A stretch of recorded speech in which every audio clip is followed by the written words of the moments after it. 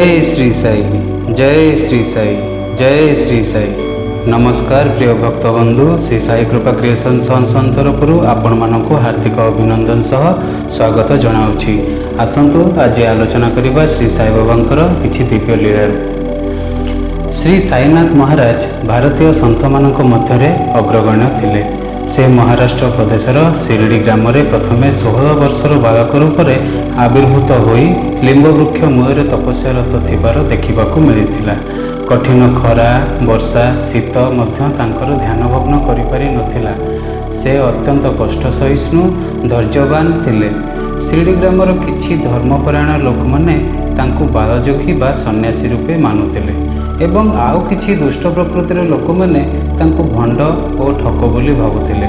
समयक्रमे सेही बालक रूपी साई एथिरे अतिष्ठ होई हठात शिरडी ग्राम छाड़ी पलाई जाइथिले।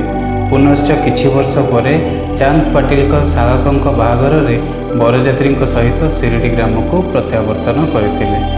शिरडी ग्रामर इष्टदेव श्री खंडोबा स्वामी पूजक मल्लासपति श्री बाबा को देखिबा परे हठात आओ साई बोली संबोधित करी स्वागत जनाई शिरडी ग्राम को पाछटी नेइथिले।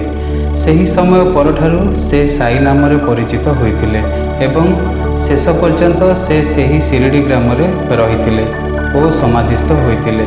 एबे पर्यंत से सही समाधि रे रही पृथ्वीर कोण अनुकोण रे थिबा समस्त भक्त मानकर दुख कष्ट जंत्रणा रोग शोक आदि दूर करुछंती।